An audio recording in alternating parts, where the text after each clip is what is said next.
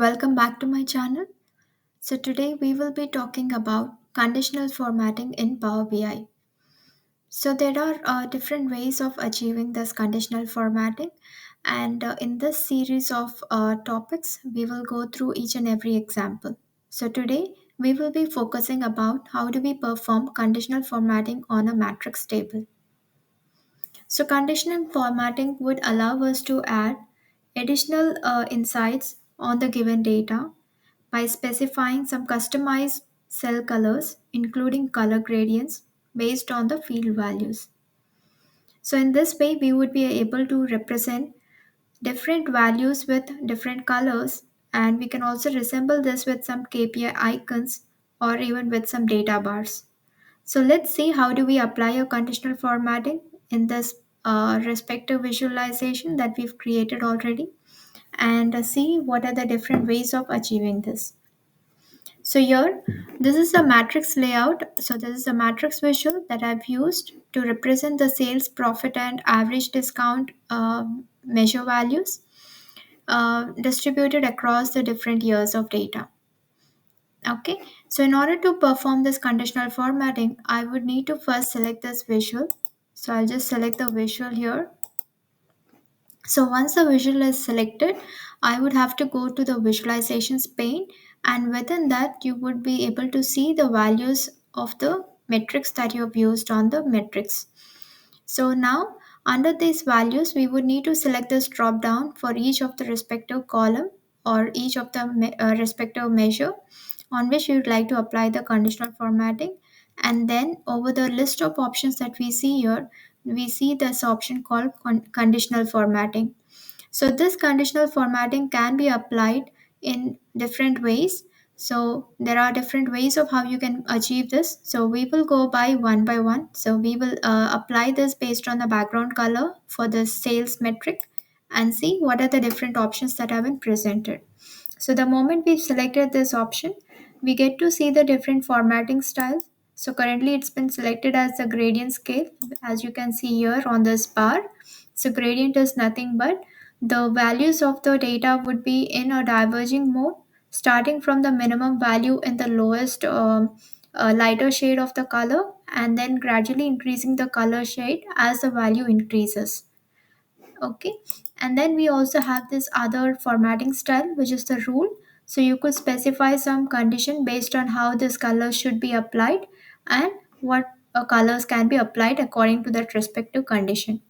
And you are also allowed to add additional rules of conditions in order to allow multiple conditional formatting being applied on the selected measure. And there is also another option within this rule format style where within this condition we would need to select between percent or the number. So in order to have the right formatting being applied on the data set. So please do ensure that you select the right formatting in this way, like when you apply this condition, so that your data has not been provided in a unexpected manner. And then we have the other formatting style, which is the field value. So you could specify based on which specific field value you would like to apply this conditional formatting. So now for this particular example, we will be going with the gradient of formatting style, and we will select based on the sales measure. So I'll just type in sales and select that, and the summarization is sum, and you can choose the colors between these two, like from minimum and maximum. If you wish to change the colors, you can have this option to select the drop down and choose the colors however you wish to. And then if you'd like to have another diverging color to be included over here, so you can have a middle color being introduced, and that would allow you to have three layers of colors to be added on your respective measure. So that color would be added in between these two colors, so which means that the values which are ranging in between the min and the max values would be allowed to have that additional color. So let's add this middle color and hit on OK. And then you can see that this particular column has been colored or conditionally formatted based on the conditions that we've applied. Now, similarly, we'll try to apply this conditional formatting on the next two measures. So I will have to go to the next measure, which is profit, select the drop down, and then go to this conditional formatting. And now let's see if we can go by another option. So here I'd like to use this conditional formatting, like maybe we'll go with this font color, and then or probably we'll go by the same, where we'll try to choose a different layout of conditional formatting. So I'll just choose this conditional formatting background color, and the format style I would like to give it by maybe the rule, and anything that is below. So I'll just first change this to number, and anything that is below 0 to be highlighted in red color. Okay, so I'll just choose this, or maybe this one, and hit on OK. Okay, so you're not able to see this at the moment because right now the data has been segregated based on the year wise and quarterly data, and we do not see any losses being noticed at the moment. But if you can just expand between this quarter and the next level of hierarchy data to see if there had been any losses being noted, then we would be able to see if that formatting has been applied appropriately or not. Okay, so I'm just trying to see if there is some data that is relevant for this particular conditional formatting, but unfortunately, there hasn't been any such data to track such losses. But in case if we do have such losses, we would be able to see that particular, yeah.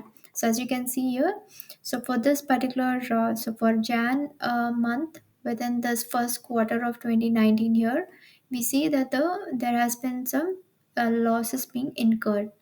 So this is how this conditional formatting would function based on how you apply the conditions to that particular metric. Now we will go by the third metric on how do we apply this conditional formatting. So for this average of discount, I'll just choose this conditional formatting from the drop down, and go by this. So maybe I'll go by the icons, and so I'll just give it by rules, average discount, and probably here I will try to select, so I'll just leave this as is, and probably then I'll say okay. So here also you have this option to choose between number and the percent. So however you wish to choose, you can just define it here appropriately, and make sure that you do look at this particular uh, rule condition that you have been applying. So both of them would vary in detail, because percent is something which would give you some approximation value. But if you would like to have a specific number based on which you'd like to apply the condition, then you would need to choose that relevant criteria being selected. Now I'll just leave it as is with percent, and I'm hitting on OK. And if I can just expand this and see, so for this particular data, there has been some icons being resembled next to that particular metric. Okay, so in this way we would be allowed to apply conditional formatting in different styles and in different ways of having it on the particular metrics. So that's it for today's session. So if you do like this video, please do like, share, and subscribe. And please do not forget to hit the bell icon so that you get to notify on any new videos that gets released from our channel. Thank you.